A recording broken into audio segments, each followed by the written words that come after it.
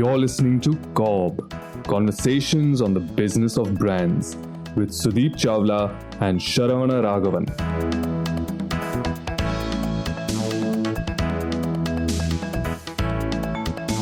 Hi, and welcome to the podcast.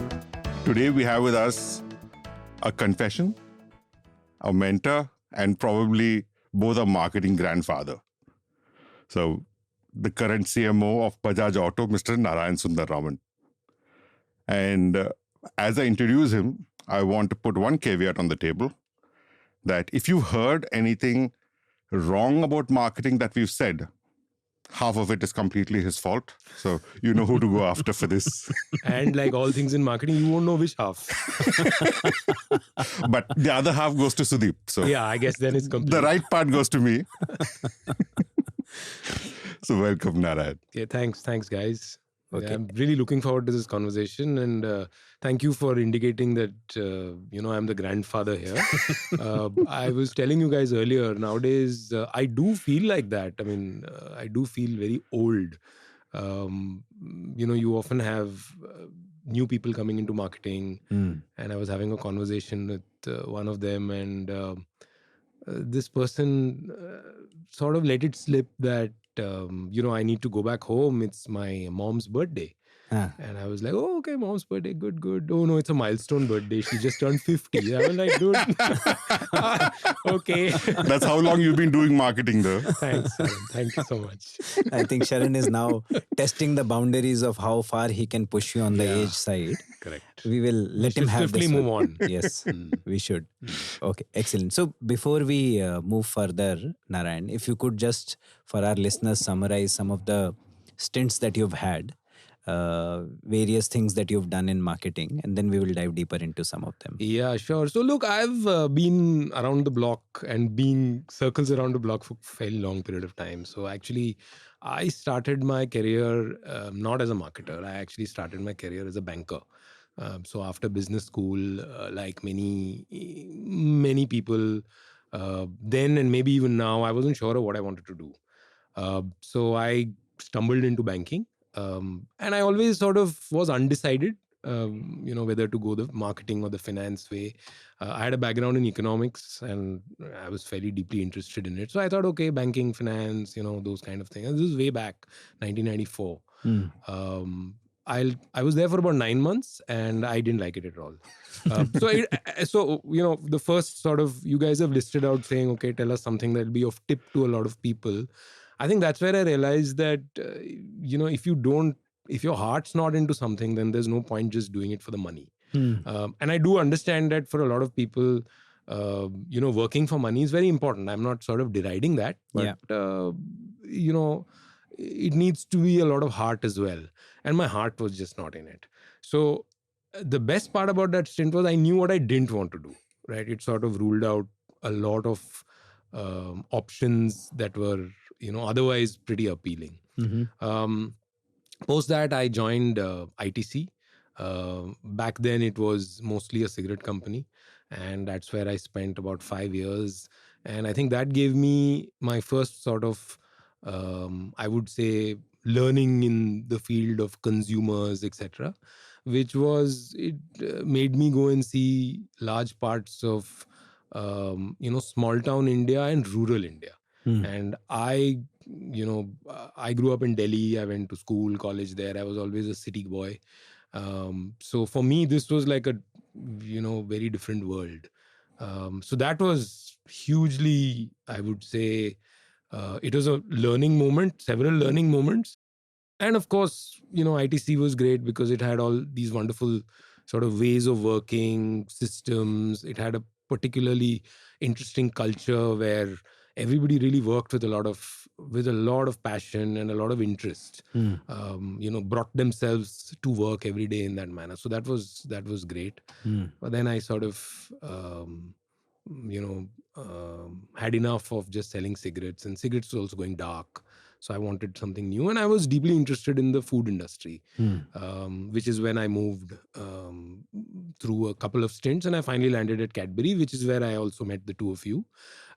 So I stayed with Cadbury, and then it became Kraft Foods, and then Mondelez for about 15 years. And over the course of that entire journey, I've done everything from market research to media buying to brand management, heading marketing, running a category, launching new brands, thinking of new brands, making mistakes. I think I should also say that one of the um,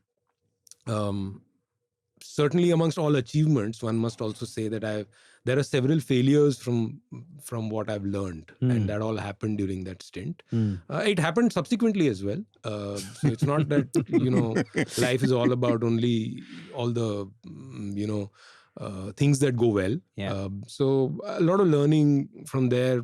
I worked in India. I worked across geographies.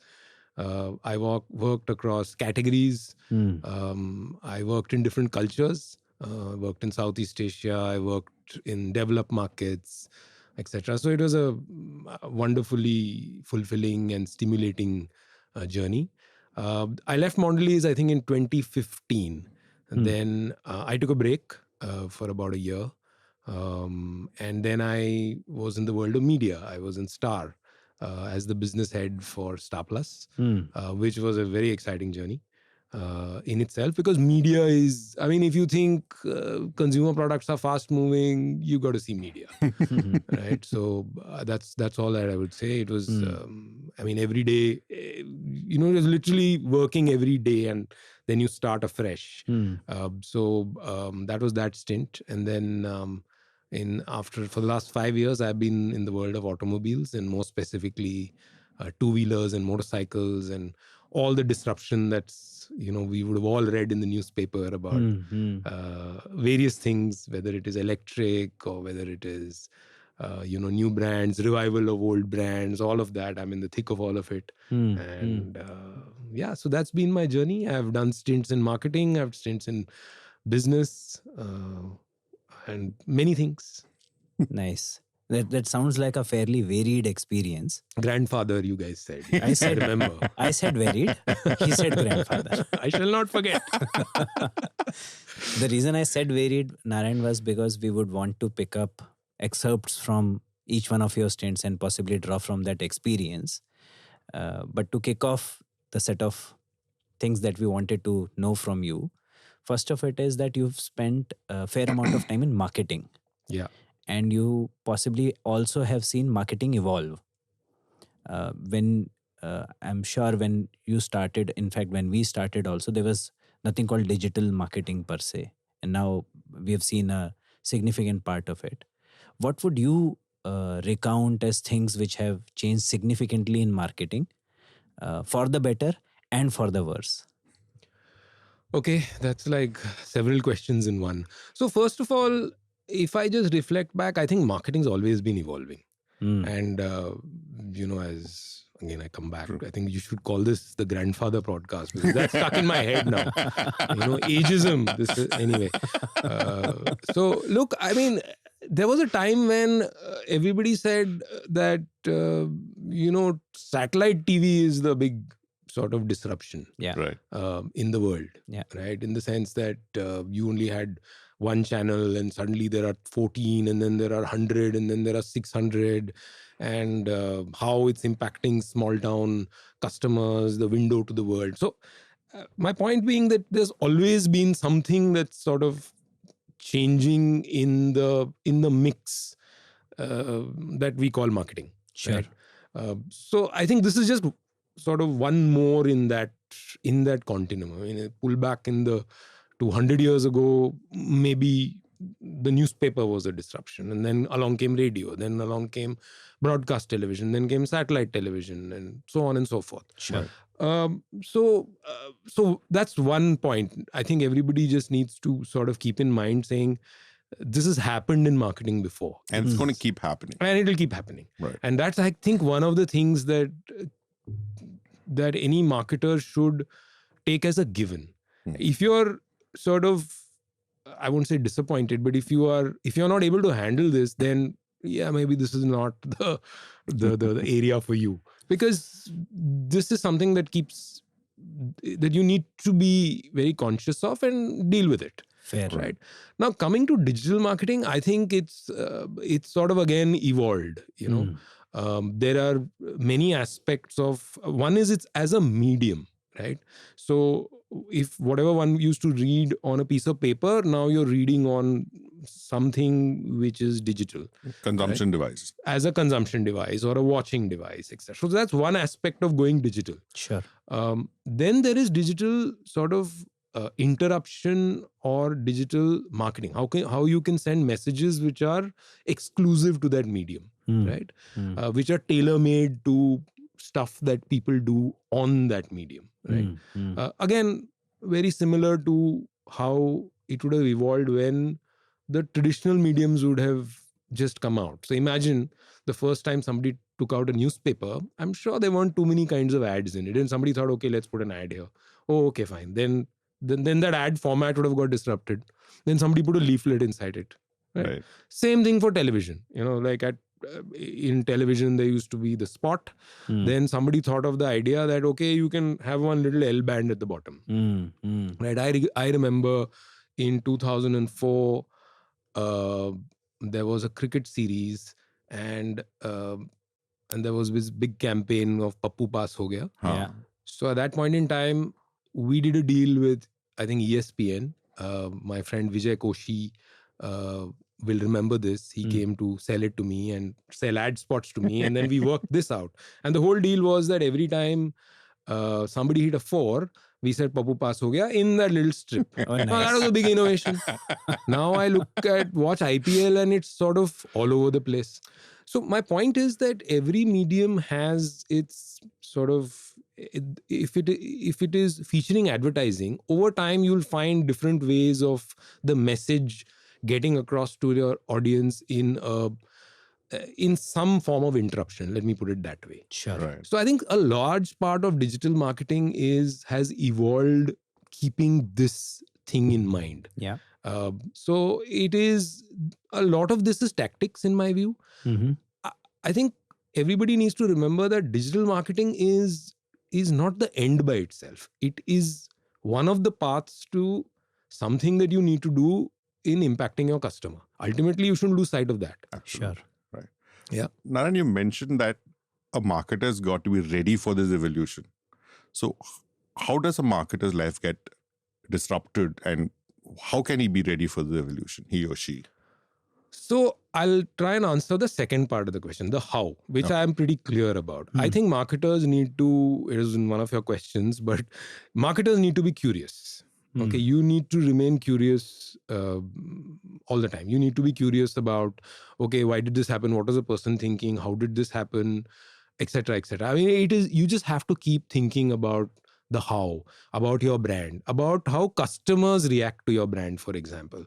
So if you don't have the sense of curiosity, then I'm not too sure you're the best fit for marketing. That's my personal sort of rubric, like to say that, you had a question saying, what do you look forward in people? It's not communication skills that comes after.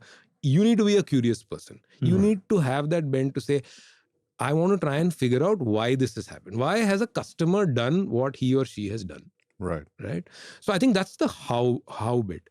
Now, look, disruption can sort of happen at, so for example, I'll give you two things that just popped into my head just now. I read a lot about meme marketing. Right. Now, somebody's doing meme marketing. It may make sense for that category. You have to think about and be curious about, is it relevant for your category and your customer or not? Sure. If it is, please go ahead and do it. If it's not, and I think, again, a lot of marketing is about choices that you make. Right. So everybody should have that sort of an antennae up to say no as well. Right? Just because, brand A is doing meme marketing doesn't mean it's relevant for me. Right? And you need to have that, I won't say wisdom, but you need to have the clarity. Yeah, I think that's a good word. I think you need to have the clarity and you need to have the ability to swim against the tide. See, one of the things that happens in marketing is that, it is a very important function, but there's no qualification you require to become a marketer. No, you don't, like, for example, if you want to be a finance person, if you want to be the CFO of a company, Sure. you need to be either a chartered accountant or you need to do an MBA in finance. You need to have studied accounting. You need to have studied this, right? Sure. Similarly, if you want to work in manufacturing, then, some form Engineering of and something you must have engineering, studied. something you need to do. What is the qualification you require for marketing? Yeah. Nothing. Yeah. I just Right. hope my clients aren't listening to this, but yeah. Well, I'm not saying they're right. But see, and I think that's the problem. The problem is that I think everybody thinks that marketing is easy Right. because it doesn't, for example, follow a set of decision rules. It doesn't have laws. And a lot of these, Byron Sharp and all these guys have tried to sort of Bring science Codify. into this. yeah, but it's not, I don't think it's gone mainstream. Sure. Yeah. So even now, a large part of marketing is, okay, you need common sense for it. Ye to koi bhi kar dega, right? And you have a lot of, very senior management will say, oh, what is it? Let's just say, let me ask to the person on my right, what does he or she think? And it's fine. Do you find that happening when it comes to a financial decision? Right? I don't think You so. won't. At least it will be, conditioned, or you'll have to explain why, you believe some It needs financial. a rationale. Yeah, exactly. behind it. So I think that's one of the problems that marketing sort of Right. faces. Faces. That it's felt that anyone and everyone can do it, and that's not the case, as I think all of us have figured out. Yeah. Right? Yeah. Right. I hope you agree. Oh, I do. I vehemently do. I compare it usually when somebody asks me, I compare it with any other skill-based sport, for example. What is the qualification you need to become a cricketer? Right. You just need to play cricket for long enough so that you will become better than others. Yes. Probably in marketing, you might not have very specialized courses which give you codes, but you need to do marketing long enough to start appreciating the... No, absolutely. I couldn't have said it better, Sudeep. Absolutely. I mean, the longer you sort of do this discipline, and the better you will be at it. And that's like many things, right? Yeah. But the key part is that there is a discipline as well. Right. There is a method to this. It is not sort of, oh, let me sort of sit back in my shorts on a beach, smoke a cigar, drink a glass of alcohol, and I'll come up with something terribly creative. It doesn't work that way. Sure. I think that is really the tip of the output finally. But Sure. the discipline that happens prior to that, Sure. and the rigor that happens, and the Right. data that goes behind it to inform those rather simple insights that come out, is where the magic is, right? Sure. And I was just relating it back to the question that you asked, and that's the how will people sort of be prepared for this? The problem is that I think some of these googlies come from all over the place, right? And therefore a marketer needs to believe in this. It's almost like, belief at a religion level, right? To say that, yes, this is the discipline of marketing. These are the steps. And something that's fashionable and trendy doesn't fit in with this, or does fit in. I mean, again, it's open. That's the beauty of this entire, this entire discipline and this function. Sure. Absolutely. I know that makes sense. No, it does. It does. Perfect. And to push it a bit further, Narayan, you now see surfeit of people claiming to be digital marketers, performance marketers, etc. And a lot of the time when we talk to them, they themselves lament the fact that they haven't really gotten an opportunity to understand the brand fundamentals, understand the why. But a lot of work is happening on data. Yeah. Do you think this is leading to possibly a demise of what we used to call as traditional or the right basic fundamentals of marketing? I see where your question is leading to, but I would just I'll just sort of not reach out there and say that yes, it is dying or something like that. I think it's important to understand what's happening right now. So again, when I go back, X number of years back, there was always this thing saying there's a lot of data, please examine it. How is it relevant? So I think the presence of data in the field of marketing has all, and the challenges associated with it have always been there. Yeah. It's just that the volume has grown, the sources have grown, and sort of our life has changed. So therefore, you're having digital data coming in. I mean, back in the day, there used to be many other forms of data coming in, and this always used to be a challenge. I think the problem once again is that marketing is both a left-brained science or a discipline and a right-brained one. It's not all left brain, it's not all right brain. Yeah. Right. So I think seen from that perspective, if you're only going to be, for example, data driven, then it's again going back to the same analogy that you used of, say, exercise, right? If you just keep doing one body part, Exercise then again and again. something else is not strong enough, right? So in the same way, I think the lament that a lot of performance marketers may actually be saying is that, hey, you know what, I'm continuously sort of exercising this muscle, but what about this? So I'm only doing left brain stuff, but how do I learn, how do I get exposed to the right brain part of it? Fair. One thing I keep telling a lot of the marketers, young marketers and advertisers I meet is that a marketer's job is not to be creative. And that's what people get attracted to the most. It's more glamorized, Yes. the creative side. I say, you have people, you have a support system to solve for everything. Yes. Your job is to basically articulate the problem as clearly as you can. And that's the hard part. And then you see whatever fits in. Correct. I think the role of a brand person, or let's say a marketing person, let me not say brand, a marketing person should actually see himself or herself as the conductor of an orchestra, right? You don't play any of the instruments yourself, or okay, forget about orchestra. I don't know whether people are musically minded or not, but say you're the football, right? You're the manager or you're the coach. Right. You don't actually go and play, in the sense that you're not creating that beautiful move which is going to result in one left-footed top corner shot. You're not that person, right? You're not playing, but you're able to see things at a sort of a more Panned out level. You're aware of, which player is, maybe getting fatigued. Right. And then you make the changes. You tell people you do this, you do that. I mean, you need to see yourself in that. I mean, that's the vision that you need to, ultimately that's the job. Absolutely. Right. That's a nice analogy. I think it's also important to know that just as a sort of a further nuance to what you said, Sharan, you may not actually do the creative, but you need to have the ability to be able to judge it. You should have the ability to speak Inspire to an it. expert in that field with conviction. Right. And that comes with time. And that comes with actually a certain authenticity and genuineness that you need to bring to the table so that the other person will listen to you. Sure. Right.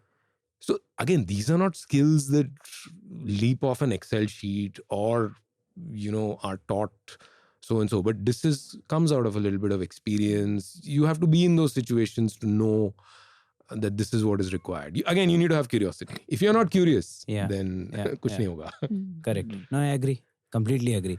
Any particular, while we dive deeper into rest of your student, any particular campaign or any particular brand problem that comes to your mind which required the team to work through left-brained data and then possibly come up with something which is left brain as well as right brain as a solution? Well, I can tell you the failures. Any of this. Anything and that that's our again, listeners so can. a long time ago in my Cadbury stint, there's this brand called Gems that everybody would have hopefully eaten and etc. All listeners would know Gems. Sudeep's also worked on Gems. Yes. Oh, you worked on Gems, yes. is it? Okay. So Gems used to be a great brand. It used to, sort of sell all over the country. It used to be very popular among kids, and then they used to grow out and start eating other things, right? So how do you grow this brand, right? So all the research that came in said that, the Gems brand is very strong and, it means a lot and all the, all that stuff that brand equity is very strong. We all knew that. So then in one of, I think, the workshops, the data showed that it plays, for example, sugar confectionery comes in various flavors, but Gems has only one flavor. Right? So then we said, okay, why don't we do flavors in Gems? And then as things evolved, the center, which is, sort of brown chocolate. So it said, okay, look, if you use white chocolate, because chocolate has its own flavor, so then we'll be able to add more flavors. You'll get more variety, etc. Very good idea. So then was born this idea of launching fruity Gems. Right. So I can see from a left-brain perspective, the Logically sugar confectionery market is amazingly big. It's 100 times, Gems ka size. If you take 5%, aapka kitna bada volume ho jayega. All that we went through. And then I exercised my, not just me, but with my team, we exercised our right brain. And then we leapt off and we called it Jungly Gems. Right. And we launched it. And that was very nice. In Cadbury, we could do such stuff. And we launched it. Yeah. And it bombed. It bombed like bombed. And I remember after the bombing, when we were sort of clearing the stock and giving sales promotion budgets and all of that, in one review, finally, I remember the boss at that time was Bharat Puri, and Bharat Puri said, "Hey, kaun jungli jab apne bacche ko jungli bulata hai? Whose idea was this?" So, I mean, look, left, right, it just didn't work. So then we just moved on. In fact, there's a part 2 to that. Then we called it, okay, let's sort of have another go at it. And we called it Fruity Gems. But even that bombed. Yeah. Now, the moral from all of this is that whatever data will tell you as the opportunity, etc., you need to blend it with some amount of a sort of a reality check. Now, sometimes you get it right, sometimes you get it wrong.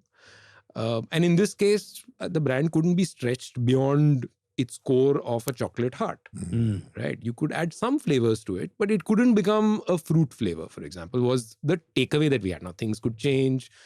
Maybe the customer now is a lot more sort of open to it. But I just thought that's an example where, left, right, dono try kar liya, kaam nahi gaya.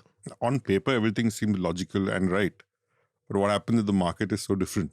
And I think that's a great example for us to take away that despite doing everything right, there is no perfect science to get this going. There isn't. And look, at the end of the day, there has to be a little bit of experimentation that I think needs to be there in the world of marketing and in the world of business. Right. Because you'll never have perfect information. And see, that's the other thing about this entire data world. There is no perfect science to it, in a sense, despite having all the data. So look, I think that's, at some level, this, there's an abundance of data that's supposedly there, right?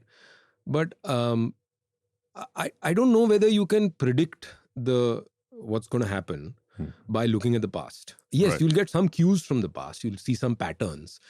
But ultimately, the future is a bit uncertain, right? So I'm not convinced about the ability of data to tell you everything. Data can lead. So this is the same thing with market research, if you remember. There used to be this thing saying, oh, what should a brand do? What does research say? I mean, research can't tell you what to do. Research can inform you insights, can inform you what happened, etc. And then you have to make a choice. You have to make a decision. Absolutely. And that decision could be right. And if you have followed the discipline, and that's my point about marketing as a discipline, if you followed, then you reduce the risk of your having made a wrong decision, right? All of these are information points that, will help you not to make a decision. Now, the amount of data that is available, and this is something that I learned in my media stint. Okay, my biggest thing in the media stint was that actually what we were monetizing, ultimately, it is what you see, say the TV business is monetizing time at its very core, right? And, as an extension, there are now platforms that are monetizing your attention, right? We're not going there, but if you just stay with monetizing time, right? The value of time is actually decreases over a period of time, in the sense that if I put out a new piece of content, like we're doing this podcast, the first time you put it out, if you put it out live, it'll have the highest value. Right. If you put it out as a repeat, it's anybody's guess as to, has it become zero or somewhere between that value and some and depreciation. zero, right? And some depreciation. So the fact that you're monetizing time means that your decisions also have a certain value. Right. Yeah. Right. So you can't wait for data. You can't wait for research at times. Sure. Right. For example, in the TV business, say you are telling a story, right? The story is being told by a storyteller. The storyteller is telling his or her story. Now, how do you know whether that is going to be successful or not successful? By the time you go select customers, go and talk to them, the time for making the decision is over. Right. Right. Yeah. So therefore, it's very real time. That's why I said it's very fast moving, because you actually need to make a decision in the day or in that finite moment and then move on to the next thing. Right. Right. So again, there's so much data. Right. But you can keep inventing the fastest supercomputer, but you'll still not be able to get the answer, because it will not be able to tell you, what's going to happen in the future. Sure. Right. And therefore, in media, when you were there, would you call it, so all the data, for example, the storyteller's story you put out, now you receive your TRPs, GRPs, etc. So TVRs, so you understand how it performed. So at least that informs your gut for the next decision. Correct. So therefore, your informed gut keeps getting better. Correct. And then it kicks in what you said, Sudeep, earlier, that amount of time you spend on the category will help you to make better decisions. Yeah. So actually, in my view, one of the big things that determines a person's success in business as well as marketing is actually the amount of time that you spend in that business, or, over time you'll get better. I have a question on this, Narayan, and many people talk to me about it, especially when we talk about careers. I know we are changing track a bit, but Sure. I thought it is relevant at this stage. So there is time that you spend practicing a discipline like marketing, then time that you spend in a particular category or a business. Both seem to have a significant bearing on how good you become in terms of making decisions later, right? So therefore, now in today's day and age, when people change companies very fast, should they therefore pay significant premium to the discipline that I'll stay in marketing, but I'll possibly experience it in various companies? Or should I build depth in one particular category and company and then... I would look again, and it's not a cop-out answer. I think it's a mix of both, right? So one thing is that I think we also have to face up to the fact that if you keep doing the same thing, there is a sense of ennui and boredom that comes in, and everybody wants. If when you're thinking of a career, you don't only think of a career in a particular function. You will say, oh, I need to do a stint in sales, then marketing, then maybe I can do something else, and that's how careers are built. So you need to be open to that. So again, I wouldn't say that you need to only be in marketing in a category for a donkey's number of years and you'll become better at it. I think you also have to be a little cautious about the sort of sameness and the lack of variety, even if you're in the same company. Sure. I think it is something that we all operate in fairly high intense and energetic and very driven sort of workplaces, right? Yeah. And therefore, continuously doing one thing is a problem. I think it does tax you. So I'm not in favor of only staying in one function for a very long period of time. Sure. Having said that, I think definitely on the flip side, the more you do marketing, and when I say that, whether you do it in a company, in a category, or across categories, what you need to be wanting to learn is a framework with which you see the customer brand category interaction. And that's the framework that is transferable. The framework of how to sort of think about this relationship. And of course, it is different in different categories. But once you appreciate that this is the framework and you have the curiosity to dig deeper into it and be open to truly understanding and listening to what customers say and then basing your decision, then I think more and more variety will add different perspectives to you. Sure. But your core framework and your discipline remains the same. And that discipline and that framework comes with time. Yeah. So I would say you need to invest the that, whether you call it formative, but you need that. Maybe somebody gets it in 12 months. Someone gets it in 18 months. Someone gets it in 24 months. I don't know that. So I'm not defining the time period. Yeah. But, there's that famous 10,000 hours. Wo ho jata hai 10,000 hours. One way or the other. One way or the other. Okay. That reminds me, when I moved from sales to marketing, and when I call you grandfather, it is more tease you, but there's actually a fond memory that I have. I'm not sure if you recall. Once you tell me, I'll recall. I walked into your lavish cabin with a concept for Tang, Right. and with your recliner and the sofas. Look There's more a like bean bag. your bean bags. It looked like a living room than an office cabin. But you spent an hour with me, who is just entering marketing, explaining to me how a concept should be. And I'm not sure if marketing leaders today have as much time, or sometimes even the will or the know-how to spend with junior marketers like that. I'm very grateful for it, because I learned so much that day, and I continue to use it even today. So how do you today train even skip level managers, or what's the leadership style in marketing? How has that evolved? One, this is something that I like doing a lot, which is to sort of, I believe you need to not, it's not the length of time, but the intensity of the time that you spend on a topic which can give you the breakthrough. Length can also give you the breakthrough, but if you really spend, sort of laser focused, high intensity time, maybe you will solve something in a shorter period of time. Yeah. So that's been my focus. And if I do remember that not just once, but several times I've spent a lot of time with you, Sharan. But I think it was with that objective, or let me spend time to make sure that this person understands what I am trying to sort of, what are my expectations, and also explain why at times. Now, so that's been, I think, I don't know whether it's skip level, but what I like to do is to, when a team is working on, say, a brief, and it could be any brief, there's one person who actually has a task of writing the brief, right? But there are contributions from several people.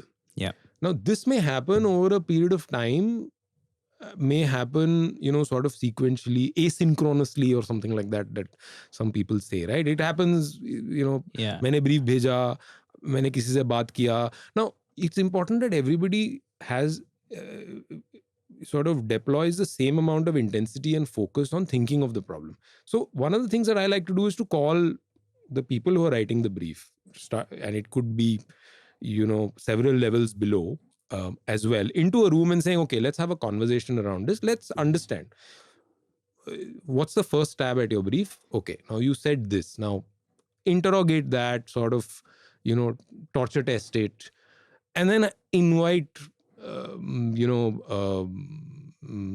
inputs from other people, and then you get better. You sort of elevate it, so to say.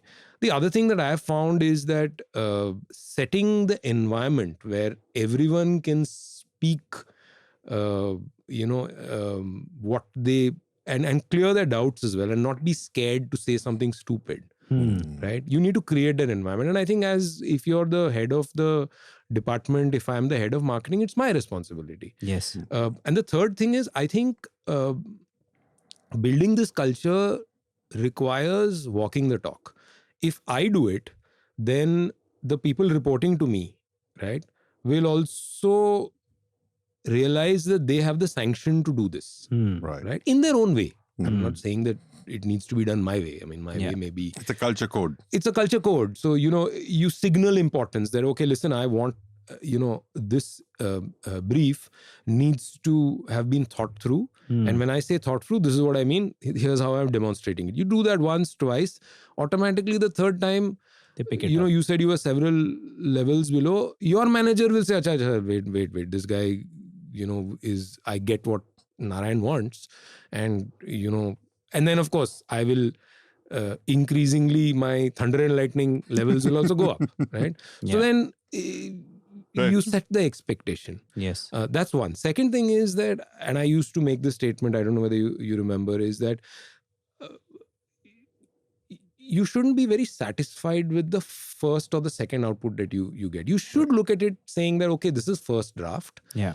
And maybe there is opportunity to push it, no matter what the deadline is. Absolutely. Right? So you need to have that slight, extent of looking at things with, okay, I think this can get better. Right? And then also be open that when you actually send the brief out to somebody else, and if it's an agency, they'll have a point of view. And this has actually been one of the things that a lot of I feel brand managers who finished their MBA have a problem with. Let me state it out there.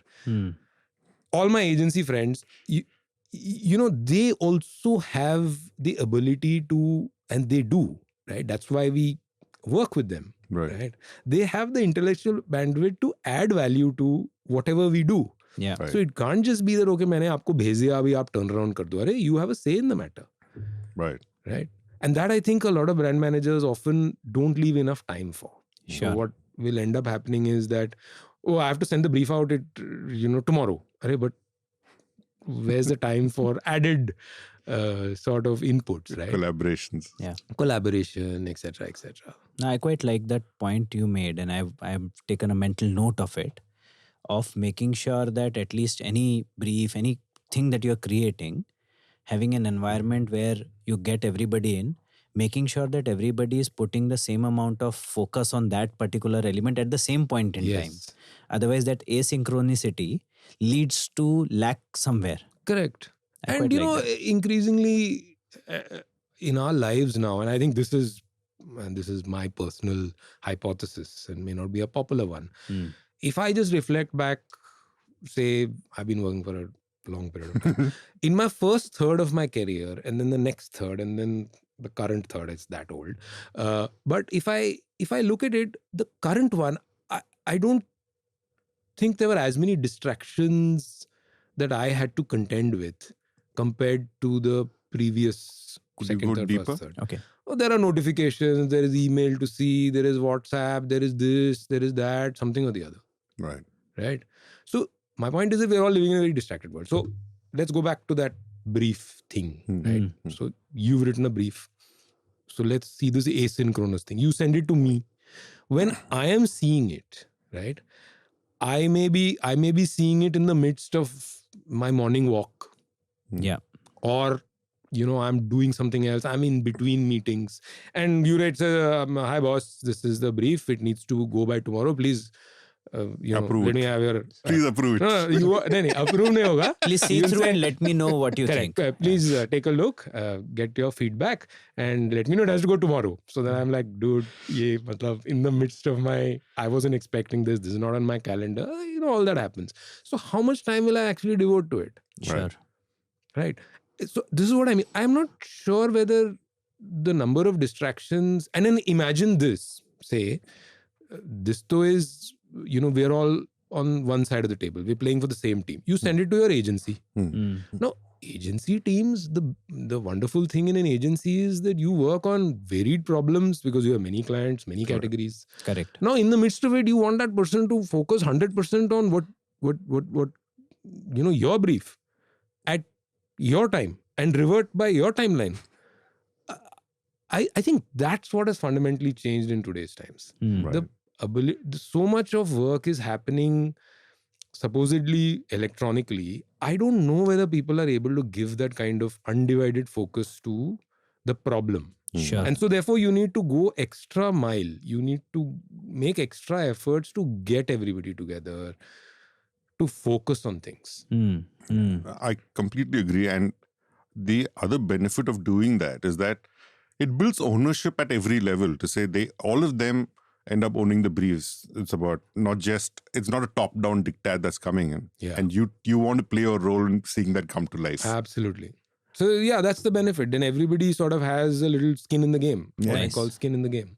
Right. Nice. And this is old-fashioned, people getting together. This is, it can happen over a Zoom, but, we all know what happens on Zoom calls. No, still, if we take the romanticization out of the picture, even if you are able to get everybody on Zoom together. Correct. That's what I was focusing on the same thing. Exactly. Serves the purpose. It serves the purpose. So you build that sense of purpose. right? And so again, purpose. This is purpose. That everybody, please, I value your contribution. I want you to sort of think deeply about this and let me know. Right. How do you orchestrate this? This is a And skill also, and an art. Narayan, like when you spoke about Gems Fruity and Gems Jungly, after that experience, you would have added couple of more filters in your head that next time I'm solving a problem, these are something that I will also think through. For example, that, possibly the core of brand Gems is chocolate in the center. So therefore, next time I will also think through core of the brand. Sometimes these meetings also allow you to bring everybody on the same table on what are the filters to think through. That's right. Everybody So might have the frameworks. yes, right? frameworks. And so, this is the framework that over a period of time and experience, I believe has worked. Now, for people new in the team or new to the category, that's okay. We learned something new, or let's apply this. And then you sort of move forward, right? And sometimes you learn new things. Somebody will come and say, no, from my previous experience, we used to look at it this way. So why not look at it this way? So you just, again, curiosity. You need to be curious and open to say, okay, I can sort of get inspiration from various places. Right. Sure. That also takes me to the other issue that I face a lot today. In that people are not writing briefs anymore because everything is digital, everything has to be done yesterday. The agency folks are asked to come up with something that will go viral all the time. And so briefs are not necessarily being written. It's somebody holding it together, or most of the time it's nobody holding it together, each one holding a different version of it. So this is a question I get asked often by the agency folks. Not just agency, everybody in the budding marketing careers, that how do I hone my skills as a marketer when everything's moving so fast? Yes, I need to be curious, but there's no singularity of thought for me to learn from. What should I do as a marketer? So look, one is, if I try and think through your question, if you believe that, things are moving very fast, I would say just take a pause. It does not hurt. Okay. Now, for example, I'll go back to wanting something viral is a brief. So what does a brief do? Let's just sort of take pause and come back to answering that question. Writing a brief is not for the sort of virtue of writing a brief. It is so that everybody has a shared understanding to judge what comes out of it. Right. That is the value of a brief. It can be whatever it is. Sure. Right. So in the same way, I'm saying, if you want something to go viral, that's the brief. Right. So add color to that, add some objectives, and say that, and therefore everybody is on the same page. This is what I want to achieve, but I'm expecting an impact which is viral. Good luck to you to judge that. That is all I'll say. But that's exactly what I mean, that the brief will keep everybody honest. Sure. Right. See, again, what happens is that at a point in time, there is something that, say, from a client side or from the brand side, you desperately want. I want a very viral thing to go out, right? That's what you feel. So aapne brief dal diya. Next day, circumstances could change, right? The category could change, or next month, or whatever it is. Now, how are you to judge whether this is going to go viral or it's not going to go viral? Yeah. Now, the brief will help you do that, hopefully. If you can write a brief. That's why I said good luck. I mean, this virality business is, you don't know, it's the good old, you put out an ad, TV ad, you don't know whether, people will take out the meaning that you intended, whether they will like it, etc. And which is the reason why we used to do the testing and the link testing, etc., so that we get a better understanding beforehand. Sure. Right. It's the same thing. Yeah. Now, things have moving at such a pace that you don't have the luxury of going and doing all the link tests, etc. So you're only using judgment. So in fact, I would counter to say that in today's times, having a shared understanding of the brief is even more important. Sure. Because things are moving fast. Things are moving fast. Yeah. So when you say the shared understanding of the brief, it's to know what the brand stands for so that everybody knows what they need to bring to the table for the brand. Correct. That is one. Second is, what do you hope to achieve? Like, okay, you want a piece of creative, I presume. You want some stimulus. It could be static, it could be dynamic, whatever it is. What do you hope to achieve with it? Right. This is what the brand stands for. These are the do's and the don'ts. Unless you put that down so that everybody has an understanding, you're going to be, I can foresee that you'll forever be, sort of arguing over things. Yeah. Unless you say, for example, I mean, just let's think of it hypothetically. You're a brand that believes in, just give me a category. Think of, not a real Biscuits. brand, but some category. Biscuits. Okay, biscuits, right? Now, you know that the context of the category is a bit of sharing, and it is always lighthearted, right? Right. Right? Yeah. You hear a story where biscuits are eaten at a funeral, right? You know the category context is wrong. Correct. Now, unless you have a shared understanding of this, I think your partner is going to continuously justify why the funeral situation is correct. Right. Right. So somebody needs to share the category context. You need to have a shared understanding. Now, I'm saying whether that happens over a cup of coffee, whether that happens over email, whatever it is. But unless and the onus is on the brand owner to put it down. Yeah. आप बताओगे नहीं, so why will the other party, sort of take note of it, is my point. Correct. So in fact, interestingly, what you're saying is putting a brief might help you get to your right output faster rather than Absolutely. going back and forth about it. Yeah, you'll cut down on a lot of things, and you can always refer back saying, hey, this is what we put down, right? Nice. Now, it could also mean that you may change it, right? Yeah. And again, these things are not like, completely cast in stone. When I say that is that there are bits of the brief where if you hear something better, and that's happened in my career, you'll say, okay, fine. But at least it's a trigger. Right. Yes. It actually the most, the biggest benefit I feel is that it gives you the conviction to say no to something.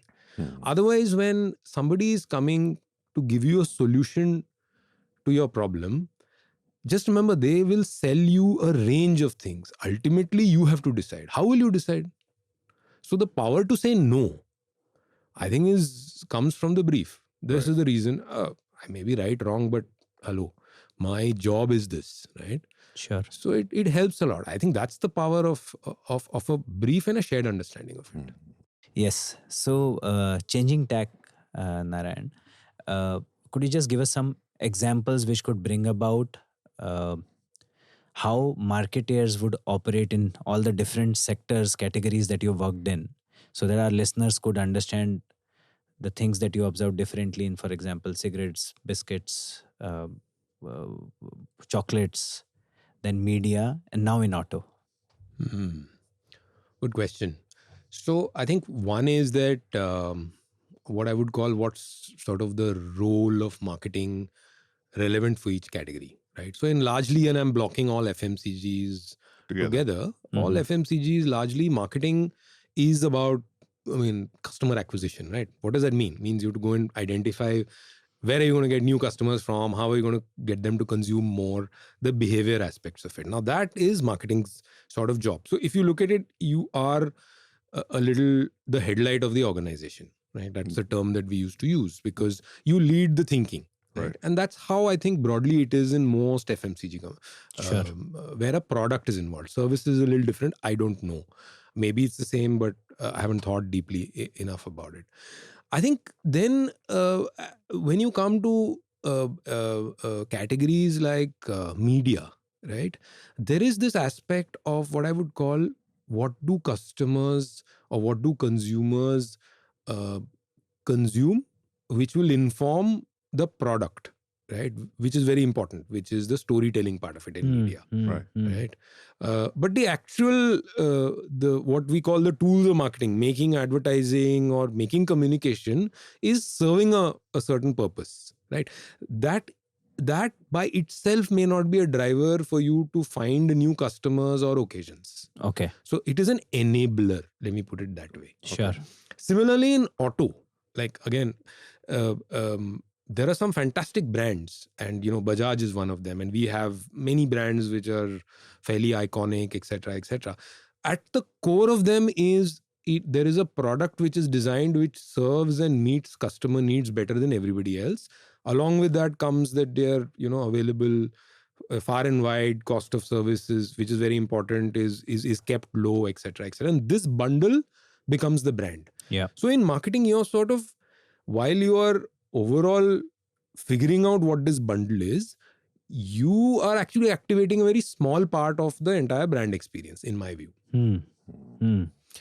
In FMCG, and again, coming to chocolate, coming to biscuits, etc., the product is one part, but people often consume the brand because of things outside of the product. I mean, if you look at chocolate, there is no real physiological requirement for you to consume chocolate, right? It's a feeling, it's an emotion. Yeah. So that is very fertile territory for you to build brand cues and the brand around it. Sure. And then you can do specific things which will amplify it and people will consume you. The avenues for that may be a lot lesser in other categories. So for example, if you're a bank, right? I mean, your need for a bank is going to come when you need to go and take money out of it, or take a loan, or take an asset.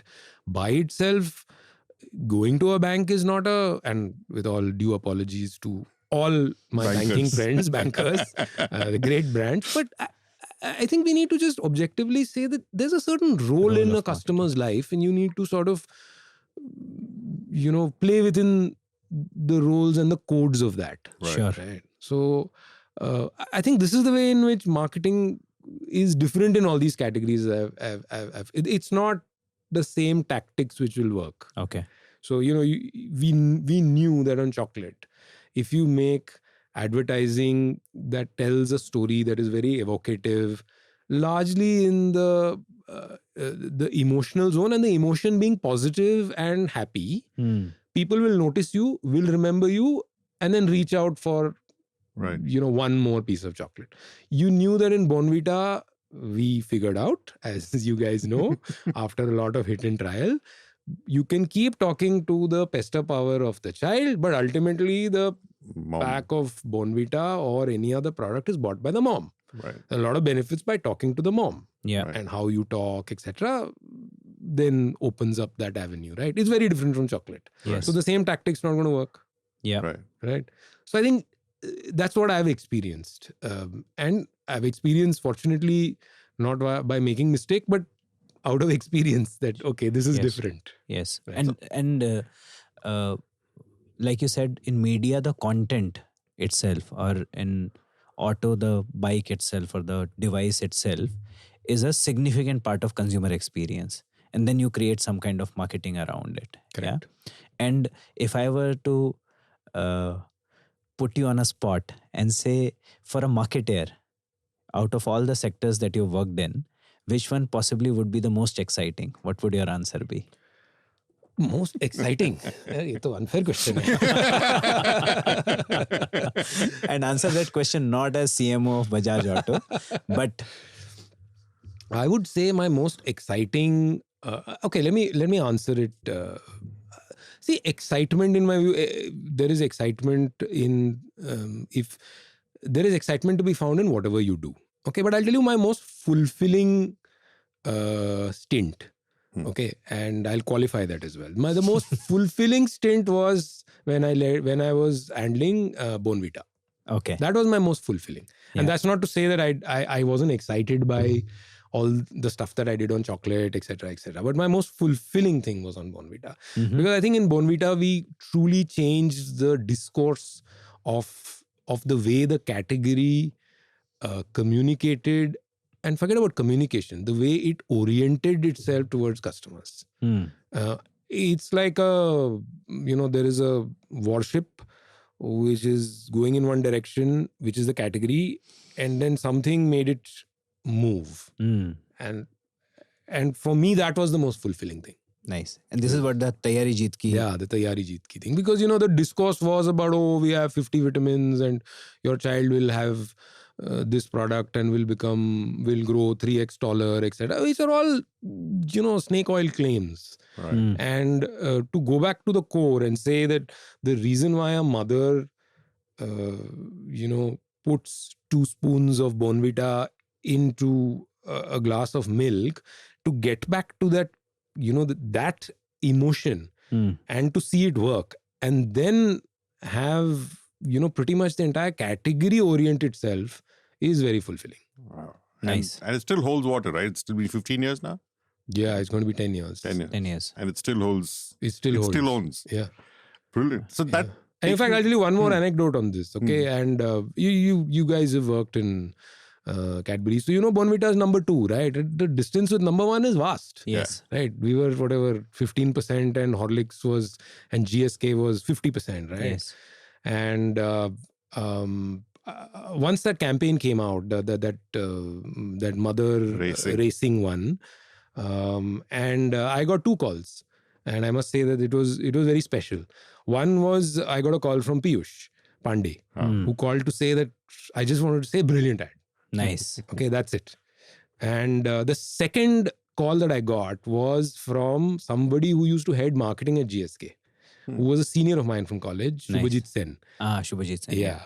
So he called up and he said, I wish I had made this ad. Oh, nice. That's a very, very nice compliment. Yeah. To her. Yeah. So, that's why for me, this was the most fulfilling. Brilliant.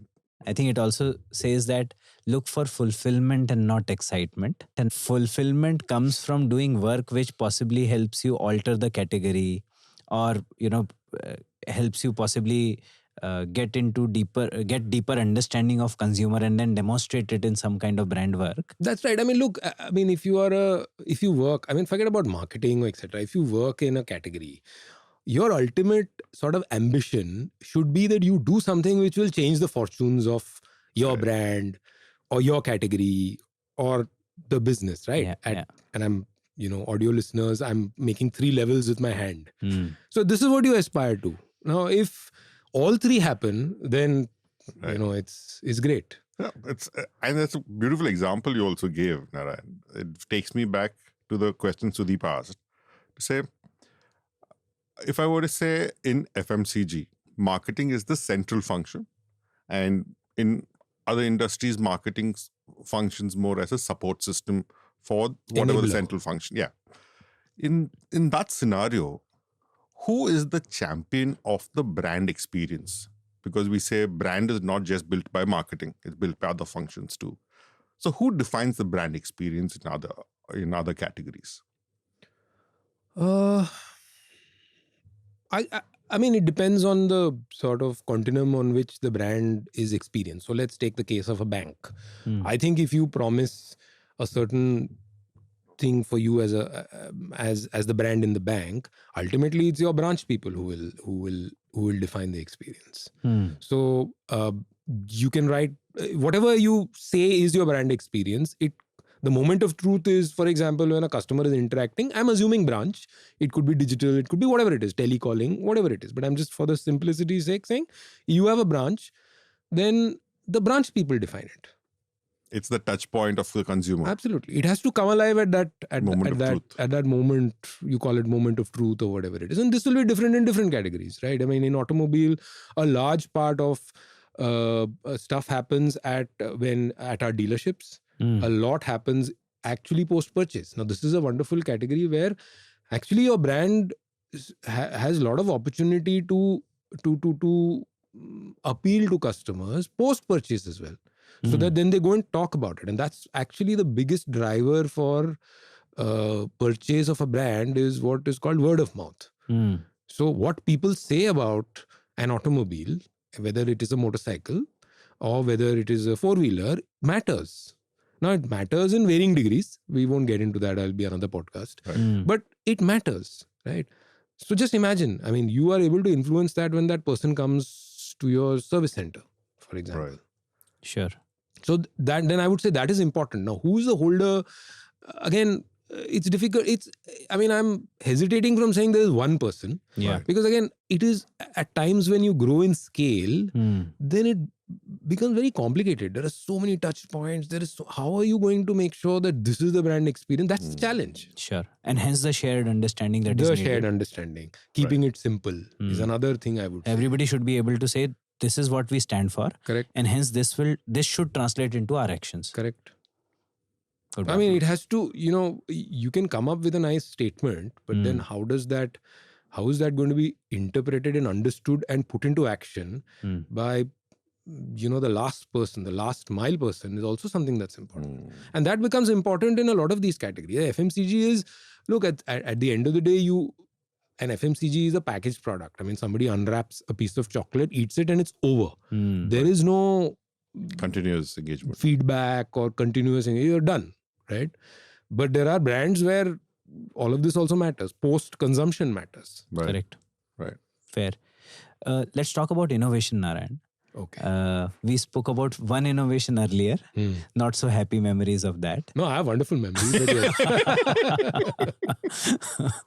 So, quite often, from both sides, some of the startups say that, okay, some of the traditional companies already have some spaces defined for them.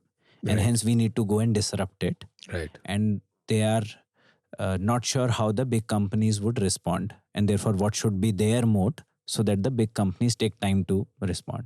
On the other side, the big companies are continuously looking around to see who is disrupting them next and how should they be responding. And that's a battle that we see playing out now very, very well, especially because digital has now created democratic access to consumers. Right. Now, if I were to ask you in your current category, there are a number of incumbents now who are coming from, at least from the EV space. Seems to be buzzing with activity. That's right. Now, as a big brand, how should one look at competitors like those? And therefore, how should one prepare their own marketing teams and the organization to respond to such competition? Yeah, so, talking about the two-wheelers and so the electric disruption is a very, very big disruption. So I just want to, so that everybody has an understanding. It's not just a fuel disruption. Fuel disruptions have happened. Like you've had, say, CNG as a thing in four-wheelers, right? Yeah. You have cleaner fuel options, etc. But I think an electric vehicle is fundamentally quite different. I mean, the number of mechanical parts are lesser. It calls for a disruption in the way the product is manufactured, requires, lesser number of parts, therefore slightly different kind of complexity. Service, it has implications across the chain. So that's why it's a true disruption. I'm just sort of, clarifying that. Sure. So in that sense, it is a real disruption, right? It is an alternative to the internal combustion engine. It is not an adjacency of the internal combustion engine. Right. We are in a very early part of the S-curve, of both in terms of the technology evolving, costs, and the automobile industry goes through this cycle where, there'll be a new technology that will come, there'll be a certain cost profile, but over a period of time, things will Even out. Yeah, will even out, etc. So it's a cyclical. It's like a cycle. Okay. Sure. So against this backdrop, you have to go back and ask, saying, there'll be different kinds of customers. There'll be customers who are early adopters. Okay. There will be customers who will adopt after a period of time, after a wait and watch, and the choices these people make will likely be very different. If I'm an early adopter, right, I am likely to be a lot more open to newer brands that I don't know much about, right? I'll be an information seeker. I'll be technologically savvy. One of the things that we often say is that it happens with what doctors say, right? Aajkal patient aate hain, they know more about the disease because Google mein unhone padh liya hai. Correct. The same thing happens a lot of times in automobiles. When the person comes into our dealership, he's already done his search, everything. He's got something in mind. Yeah. Wow. It may be as simple as I talk to somebody who owns this bike and they've told me good things about it, so I'm now coming to you. Yeah. Right? Yeah. So these are those people who've come, who are in that mindset. So they'll be open to newer and newer things. But I think there'll be a mass adoption phase where it will fall into the codes of what people look forward to in the kinds of brands that they would want to buy, which are, what would you want in an automobile? You'd want that you can be sort of sure about how it's made. Reliability will be a factor. Yeah. Right. After sales service will be a key factor. Yeah. Repurchase will be an interesting. Resale will be an important variable for you. When you put all of these together, these are all strengths that an incumbent player will have. Okay. Right. Yeah. That digital evening out can even out one part of the purchase journey. Yes. It cannot even out all aspects of the brand journey. Correct. Right. Wow. And I think that is the dynamic which will. So there are strengths that incumbent players have, right, which are further on in the brand journey. And there are some which are getting disrupted, which are very much in the, in one part of that journey. So a lot of innovation is happening on the product front, which will appeal to a certain set of people. Right. Sure. Right. But there's another set of people who will say, but what do I know about this brand? Right. I want a no-fuss brand, for example. I want to feel the fact that a big company is giving me this assurance that they'll take care of whatever comes up. And a lot of people are technology, what I would say, fearing. And when I say fearing, isn't there like, yaar, is pe risk nahi lete. See, there's a difference between buying something which you use occasionally and buying something if that is your tool of trade. Yes. Right. If what I put in, if what puts food in my mouth and my family's mouth, I don't know how much risk people will take on that. Correct. So again, you got to understand the context in which the category operates. Sure. Right. The brand operates. And Narayan, so one, you said that it is about, how many people are willing to trust and therefore willing to risk. Second part, I think you also said about the fact that the customer journey in your category is longer. Yes. Not just about buying it, you have to service it over a longish period of time, and that's where some of the incumbents will have slightly longer advantage. They should. And therefore, for all the people who are listening to us from, for example, traditional companies or incumbents as we call them, the advice to them possibly will be that look at your customer journey in totality and understand where is the disruption happening as of now, and also evaluate whether you need to therefore strengthen the other pieces. Yeah, or leverage them. So I think one of the pieces of advice I would have, if you're listening and you're part of, हमारे ज़माने में brick and mortar बोलते थे ना, और आज भी बोलते हैं क्या? No, अभी because of this new term called omni-channel, brick and mortar has come back. But if you remember, in maybe 10 years ago, it was कि यार brick and mortar business is very old fashioned. Because don't worry. Okay, don't get disheartened. You're not going to get disrupted just because somebody's doing something in the digital domain. Okay, I think there is a lot of virtue and there is a lot of value that comes out of being a fairly large size player. I mean, if you're forget about 800-pound gorilla, even if you're a 400-pound gorilla, boss, it's going to matter. Yeah. In the jungle, right? Yeah. So start from that belief. You may find that there are things on your journey which you can leverage, very decisively. That will matter to the customer. It may not be something that you would have focused on right now, but that's up to you to discover. Your latent strengths. Yes. Sure. Okay. So all is not lost just because somebody comes in.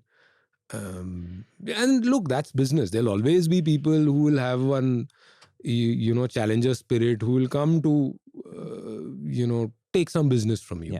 Yeah. And that's the competitiveness that exists. This goes back to the first point we started with, saying disruption is the way of life for a Disruption marketer. is a more fancy word for change. Yeah. Right. That's So it. somebody, I mean, for example, for a long time, there used to be, if you look back in time, there used to be a set of brands in the Indian market and it says, oh, the MNCs are coming. That was disruption. If you were Campa Cola, Correct. right, and you saw Coke coming in, right, Would you may not have disrupted. called disruptor, you would have said, "Arey, challenger aa gaya na," right? So it's another competitor, Exactly. right? And yeah, so you need to deal with it. So, Fair. talking of disruption, Yes, sir. in keeping with the spirit of the season, IPL rights. I want Yes. to dig your media brain a little bit. Yes. TV and digital. We see one day in the paper, Star is taking out the big ad saying how much the viewership has grown. And then Jio saying we got 4 times that on digital. So what's happening in that space? What's your take on And Geo going further and saying, why watch something on Idiot Box Yeah. when you can watch it on smart devices? Yeah. Yeah, so IPL's got like 2 different streams now. Yes. And what's your take? Is digital going to overtake TV? Is TV going to last? Is there going to be the brick and mortar situation? So look, my take on this is as follows. I think I don't think TV is going anywhere. Okay. I believe that the experience of watching live TV on a large screen, no matter whether it comes through a satellite channel or it comes through, your broadband connection. I mean, watching cricket on a large screen, I think has distinct advantages, depending on the context. Like if you're not at home, okay, and if you're at the airport waiting for your flight, of course, watching it on digital is the only option that you have, right? So now the key question is, remember, whether it's advertisers or whether it is the person who's broadcasting it, the amount and length of time of viewership is very important, right? If people are going to watch you for 2 minutes and then just check in and check out, that's one kind of behavior. If someone's actually going to take time out and say, okay, today evening 7:30 p.m. I want to watch this match, and is going to make the time and the space for it, then that's, in my view, appointment viewing, and it is television, right? I don't know whether that's going to go away very soon in a country like India where cricket is so popular, and IPL is a mix of not just sport but also entertainment, right? So I believe that TV will stay very relevant as a way to watch IPL. And there will always be, and it's always been the case that people, if you're in the night shift on your job and your stint has started at 5 p.m, you will watch it on your phone. I mean, data nahi chahiye isme to na. But you may not watch for 3 hours. You may watch for 2 minutes, 5 minutes. I don't know. And that's some of the data that is not available. Number one. Number two is, I think a lot of times of what you see on the newspaper as ads or whatever are all pushed out, and these are the great wars. Sales marketing. Yeah, sales marketing. Look, there is no common currency of viewership as well, in the sense that somebody sells on impressions and somebody then sells on GRPs, and the body that's doing it is not the same. You have Bark giving you one set of statistics, and on the other side, what you see on OTT is put out by the OTT itself. Right. True. I'm not saying they're not telling the truth, but it's not the same. It's filtered. Yeah. So how do you sort of judge it? And the last thing is, I don't know whether, and this is from an advertiser's point of view, and this is my point of view. I don't know how much of science it is. I worry about the stickability of what a viewer sort of takes away from an ad on TV versus an ad seen on a small screen. Yeah, I read a study where it showed that, and this was not done in India, it was done somewhere else. They showed that an ad unit served on a big screen had its decay was 4 times lesser than that seen on a small screen. Wow. Now, that should matter to me as an advertiser. Yes. Absolutely. Yeah. Now, unfortunately, a lot of these studies, they're done Ad hoc. few and far between. It's Yeah. done in another market. India, I am not aware of anything. But it's my hypothesis, and I'll, there is anyway so much of information that we are sort of bombarded with. It's very difficult to figure out what gets through. But I don't know how much people retain when watching on a small screen, in between tasks, or as a accompaniment viewing while they're doing something, which is all the small screen thing. Yes. Right. Because if you were going to watch a full match on a small screen, then if it's so important to you, you'll plant yourself in front of a big screen. Yeah. I'm just thinking from a customer standpoint, right? Sure. Right. So this Distracted viewing. that's the term I was looking for. I think my hypothesis is that a lot of viewing on small screen is very distracted. Right. Not to say that a big TV is not distracted. It is also distracted, but I just think it varies. It's less distracted. Sure. So Narayan, as a marketing leader, we see there is war for talent, especially for marketers, young marketers. While at one end we want people to spend time in the category, time practicing the principle. But on the other hand, all of them have shiny toys in the startup world, where significant amount of equity is promised, a lot of exciting experience is promised, and therefore we see a lot of people making those career choices or thinking about them. What will be your guidance to some of the young ones making those decisions today? See, I'll answer that on two fronts. So one is, I think I respect if the choices that you make basis your context. Is very difficult to put one entire label to it. So at one level, if there are a set of people who are enamored, maybe it's their context which they want to. They want wealth creation at a very early stage, etc. One can't rule it out, and one shouldn't rule it out. So that's Sure. at one level. However, I would say that if you really want to, if your ambition is to be a marketer, somewhere down the line, I think you need to spend some time in a company that has good chops in building brands or an environment where brands matter. And if that is a startup, great. I'm not making that distinction, but you should say that this is what I want to do, because you learn a lot in the first part of your career. Again, 1/3 of your career. I am where I am because of the choices I made in my first third of my career. Sure. And then the second third, and therefore the last third is the way it is, right?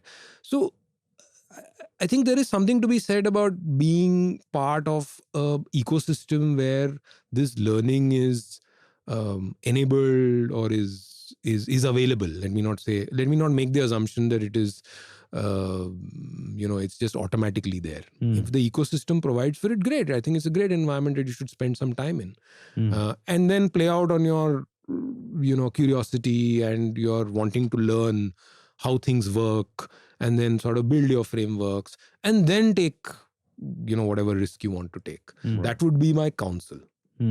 So grounding of your principles, fundamentals, etc., is quite critical. Absolutely. So, I think you need to operate from a belief that you need to treat your career as a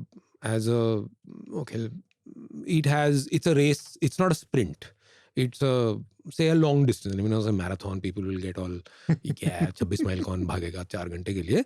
But it is a long distance race, right? Sure. So being fast off the blocks is not going, you may not end up, you may actually exhaust yourself. Sure. Very early. Exhaust yourself not just in terms of energy, but you may not have enough experiences by the time you reach 10 years down the line, and you want to do something else, or you want to grow. And then one thing is, going back to whatever Sudeep you said earlier, right? If you're just exercising one muscle, then how will it help when you want a slightly more rounded ability? Right. Sure. Right? You're only hitting left footers, and then you can't play on the right flank. So many things come up, right? I can only bat, I can't field. Iska matlab kya hai? Right.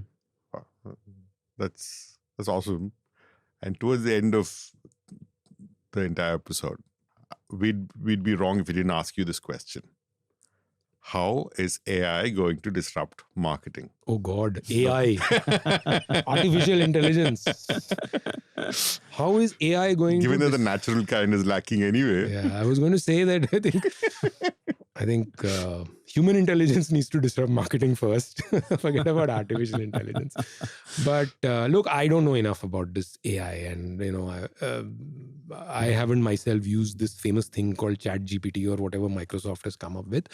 But I'm reading that it sort of is automating a lot of tasks within the marketing ecosystem. So yeah, it does seem to play a role over there.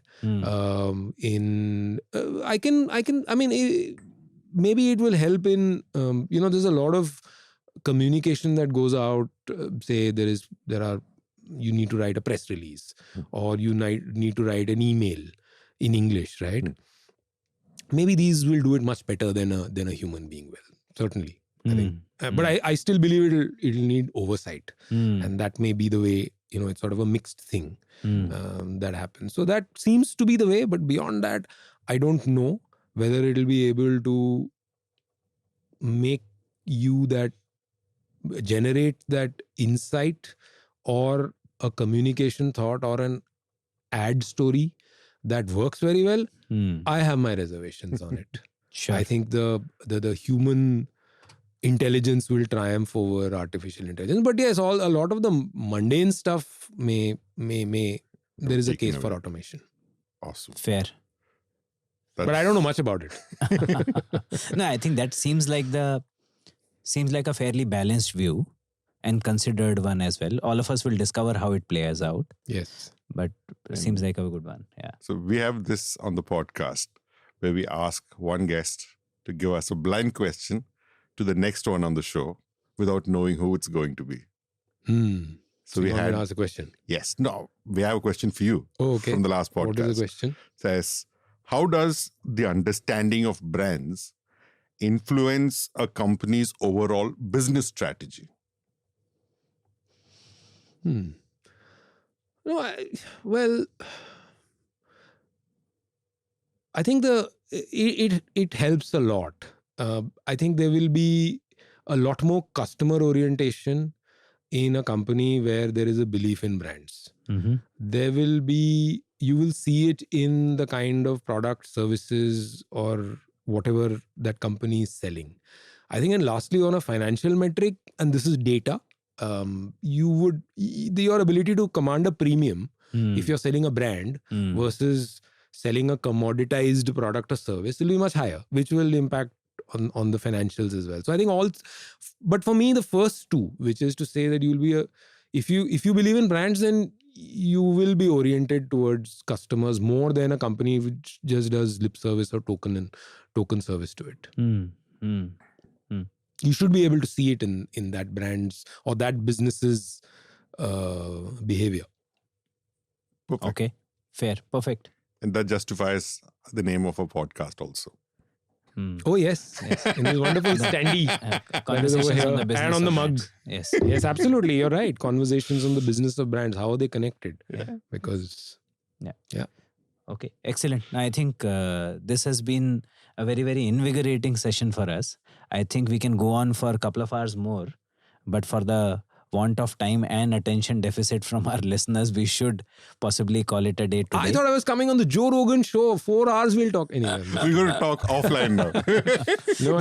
Thank you very much, guys. I really loved it and really loved the conversation, and also going back in time and just thinking about some of the things. Some of your questions were really good and very incisive, and I really loved this. Thank you, Narayan. Thank you for the time, Narayan. Thank you so much. See you. Bye-bye.